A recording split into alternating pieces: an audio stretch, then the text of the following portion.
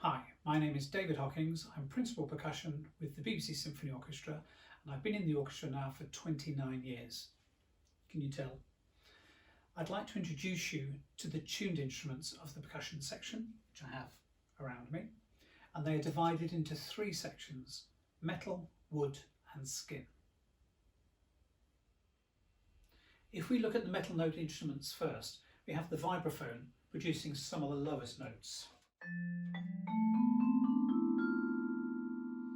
And I should explain why this is called a vibraphone rather than a metallophone. The reason for that is that there is a motor fixed to the underside of the instrument, and that is connected to two long rods that go down the full length of the instrument, and attached to those rods are small discs that are under each note that either block the sound or, as it turns, opens the sound.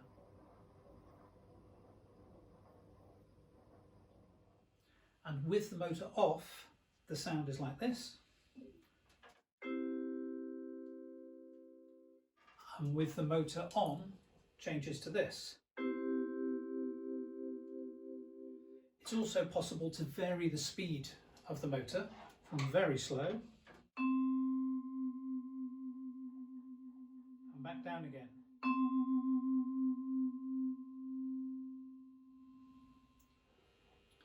The sound of the vibraphone is often associated with jazz music. However, many classical composers also wrote for it. Leonard Bernstein, in his West Side Story, wrote this.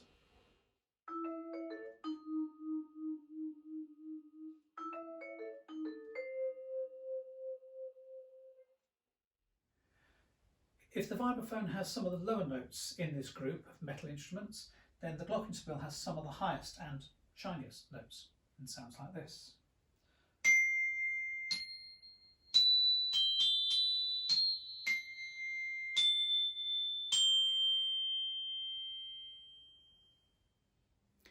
Also producing some high pitches are these, which you might know as finger cymbals,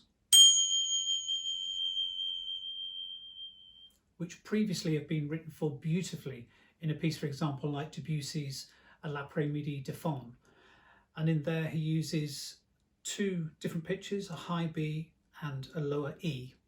However, as different composers, contemporary composers, have written for the instruments more extensively, we've gone from these single notes to these, which are 2 octaves of chromatic crotales. They can be called antique cymbals as well, sometimes by certain composers, but more commonly we refer to them as crotales. So we've gone from a single note, almost without pitch, through some very famous composers, to now we use these on a regular basis. Also seen in the film, producing pitches between the vibraphone and the glockenspiel, are tie gongs, tubular bells,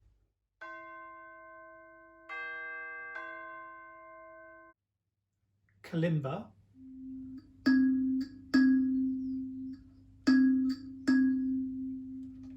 and temple bowl.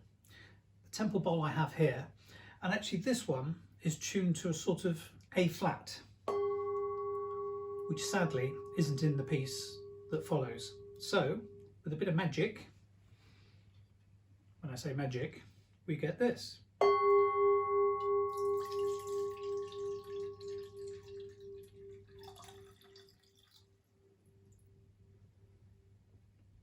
This should be a perfect G. And you can hear that playing the rhythm in one of the sections in the piece that follows. So now let's look at some of the wooden instruments that are used in the piece. The marimba is the largest of the orchestral instruments that we own and produces some of the lowest pitches. The vibraphone lowest note was this one, which was an F, whereas this goes down to a low A, with this being middle C. So it's an octave and a few notes below middle C. And we tend to use quite large soft mallets because the notes themselves, although they're wooden, they're very thin. You can't see them at the side, but they're very thin. So they sound like this.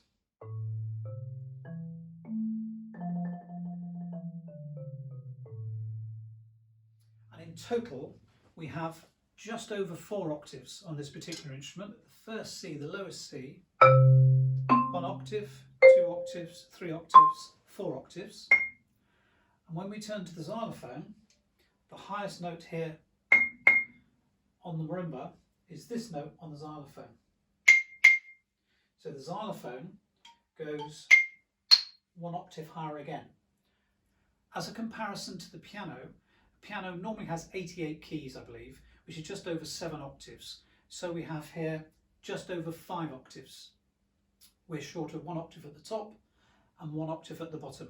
There are 5 octave marimbas that are regularly used now. I don't have one in this house, it's too big, but you certainly get even lower ones than this, producing lower pitches than this one.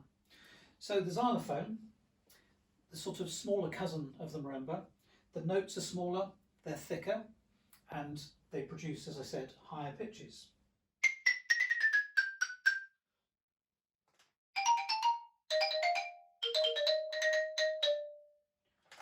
And there's some of the tunes you might be more used to hearing, I guess. So in general, it is worth saying with all of the instruments that I've been speaking about, the lower the instrument, normally the softer, larger beta that you would use. And as you go up through the range, through the pitch range, you get to plastic, and on the glockenspiel, you'll see in the movie that there'll be some metal sticks that are used as well. So that picture just gave you an idea of some of the many different mallets I used in making the film, just to get the right sound on the right instrument. As percussionists, we carry around bags and bags of sticks, mallets, and you'll see also towards the end of the film there are also some large tam-tam mallets and bass drum sticks and timpani sticks, which are not featured on that shot that you just saw. So there's even more sticks involved in the total film. Some instruments you might not associate with having any pitch. However, similar to the crotales, contemporary composers have written specific pitches for instruments that include the gongs and the temple bowls, many, many more. So now we get to play harmonic parts, whereas before we might have added just a single colour as part of an orchestration. And in the film that follows, I've included my Korean temple blocks. I've just chosen one, which happens to be tuned to a perfect G that fits beautifully within the piece.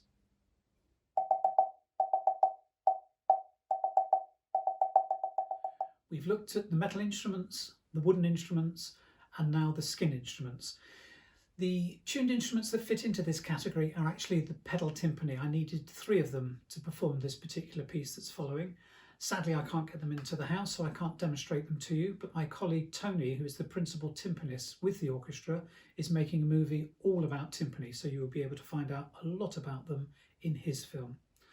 Just to say, the ones that I used had plastic heads, although in the orchestra these days, most of the time, they use calf-headed drums.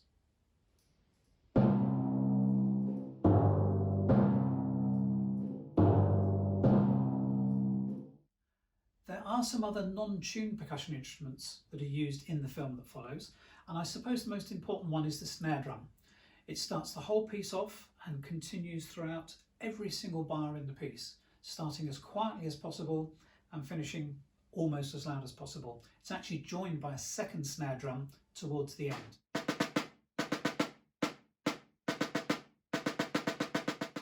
Other instruments that we haven't spoken about yet that you will see will be a bass drum, a tam-tam, and a suspended cymbal. And I think that covers everything. So sit back and enjoy the film.